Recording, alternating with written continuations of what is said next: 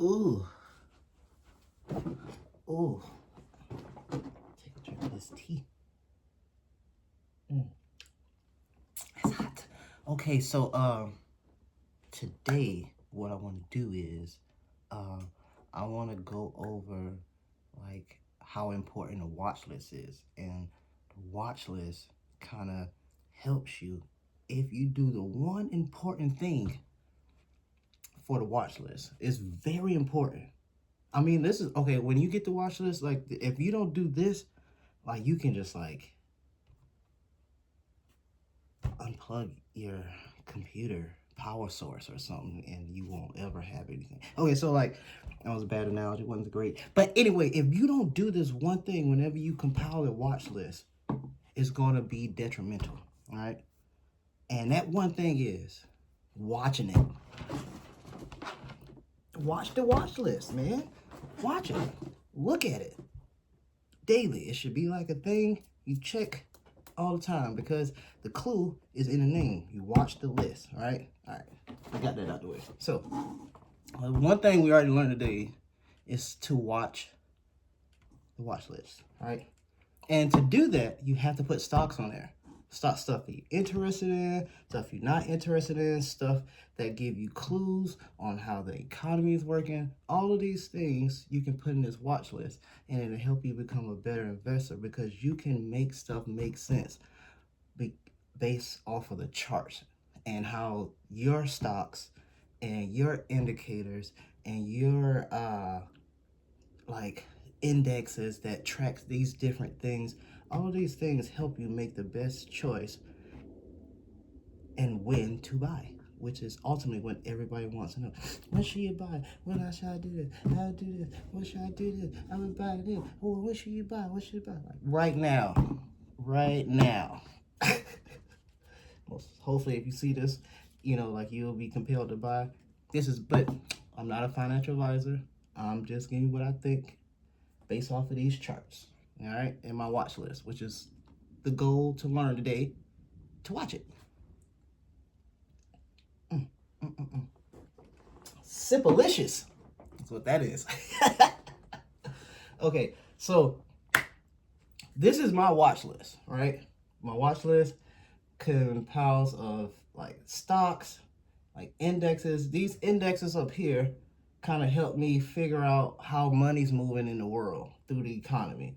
And I'm gonna go through them all and stuff like that. So I have those there, and then I have my stocks, stuff that I'm interested in, stuff I've been researching, stuff I'm trying to figure out. Should I research it? Should I do this? Put it in the watch list, right? So you just keep putting stuff in the watch list, put stuff in the watch list, futures. You can even put crypto in your watch list, all right? Put that in there. Get all this stuff. I used to work at this place, and that's why I'm watching it. So, all right. So, my watch list was right here. That was it. That's kind of much all I have right there. And where I want to start is how whenever I'm getting into the market, like when I'm trying to figure out where stuff is going, like where especially the stocks that I'm watching, and then I'm trying to figure out like what is the overall market doing, because if the overall market is doing some crazy stuff, then that might affect when and where you want to get your entry point in, because that's mostly what I'm doing. I'm in accumulation mode, so entry point is very, very important. It's something I learned over the years of investing, and these things help me get the best price initially, and then I can dollar cost average down, or if I don't, but I can feel comfortable making the best choice based off of my watch list, because I already been watching it. So all right, so this VIX thing, right? This VIX, and how I start my charts, I come in here and I start my charts at 1 year to get like a big picture, to get like a huge picture early, to see if I even need to go in deeper into this stock, right? So I'll pull it up and just see what it looks like. And that's one thing you should do at some point when you start investing. Get familiar with how to read charts. Somebody was saying this to me. I used to over COVID, and we had all of these groups and stuff like that, and all these groups, it was this one dude, man. It was like, yeah, man, we look at the chart. And the chart. I don't do nothing without a chart. Nope. I was like, what a chart look like. I get him. I totally get it now. I don't even know dude's name, man, but man, like, it was a good group, you know, like to get into, because we was learning stocks options, trying to learn all this stuff, and he was adamant about, yo, learn the doggone charts, and he was right. I did. So the VIX thing, right? The VIX is a good tool or index to look at, to see like how much buying is happening and how much selling is happening, and a lot of selling has been happening, so that made the VIX go up.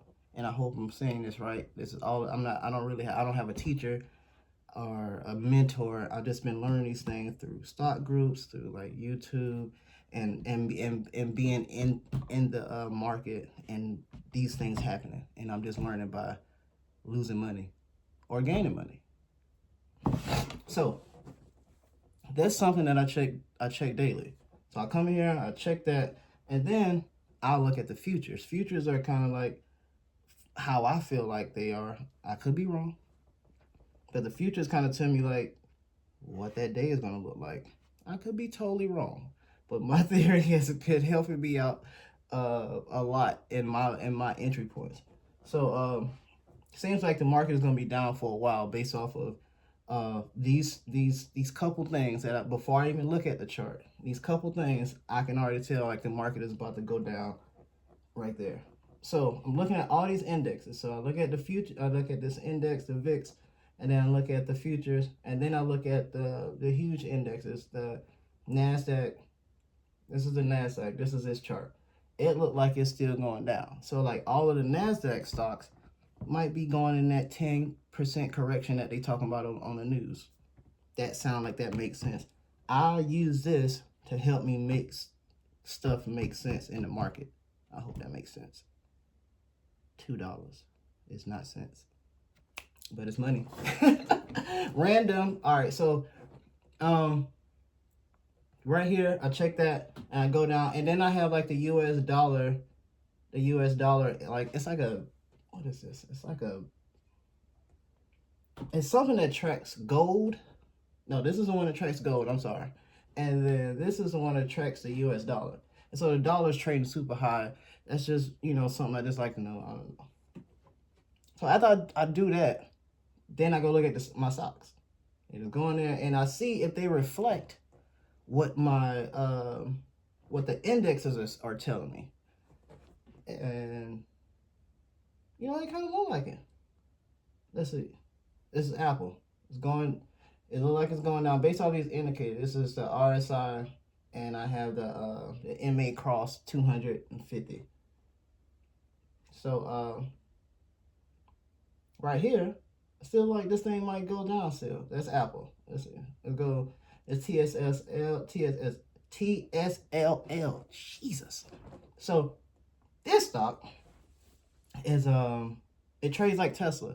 So if you don't got Tesla money, I would buy it.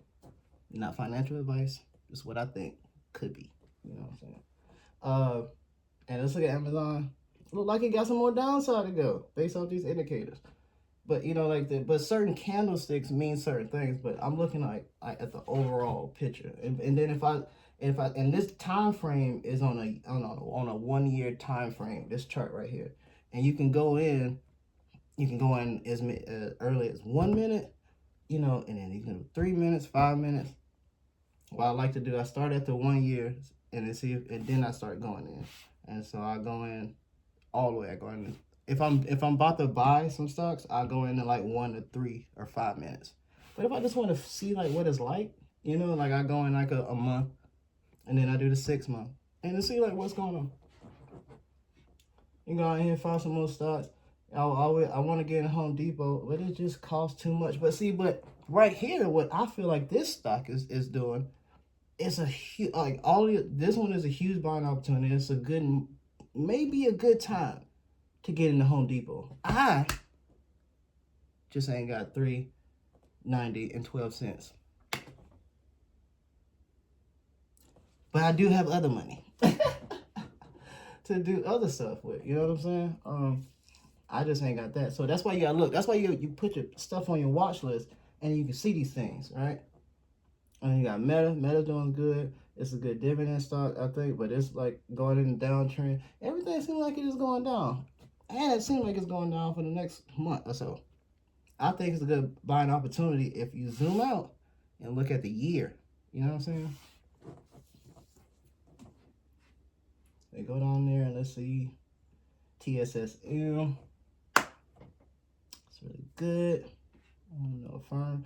I don't know, man. I was in a firm, man, but that joke was going crazy. But like, it's going down, man. Like, if you try to get any stocks, man, I think it's a nice time right now, man. Let's settle it, dude. Look at this man. It was just this stock right here. When I first got it was $130 something, $40 something when I was looking at it. And this, I remember following the stock through I don't know, there's some people on YouTube or something like that, and they were saying like how diversify and get like some bank stocks and stuff like that. So I'm just watching it. I'm watching it, then I stop watching it, right? And then once I notice it again, it's in the 200s. It's at $240. Jesus Christ. Kroger's. See, I don't know. Like Kroger, like it could be going up soon, you know. But yeah. But yeah, that's why. Oh snap! See, look, the VIX is going up like crazy right now. This is what time is it? It's January 10th at 2:22. Oh, 23. It was almost all twos. That's crazy. Anyway, and see now it looks like it's going up. This one, and then this one. And then to see that, like on the year chart, like this candle isn't finished. So like once that's finished, you will see like kind of like where like I say maybe like a couple days this candlestick could be finished on this year chart, and then I can see what that candle says, and then it would kind of let me know like where the market is at that time. So it's weird, man. It's a lot of stuff in there, man. It's a lot of stuff in this market, but it's not overwhelming if you kind of understand what all these little things mean and stuff. It's just like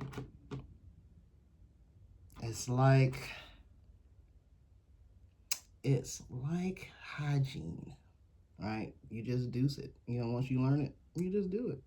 And if you don't, as an indicator. What are those indicators? Stankness. If stankness comes, you know something is wrong with hygiene. Just like in stocks and stuff like that. These indicators will reveal stankness. Or they reveal laughter and smiles and joy. It's just a huge emotional checker right there. But yeah, that's all I got. So if you trying to get some stocks, you're trying to like understand stuff, like just build a watch list. Watch those stocks in the watch list that you compile, and then make a move. If you're investing, if you're trading, that's a whole different way that you got to look at your watch list and stuff like that. But if you're just investing, build a watch list. Interesting things you, and it don't even matter. Whatever it can allow you to put in there, like put it. Make sure you're watching indexes.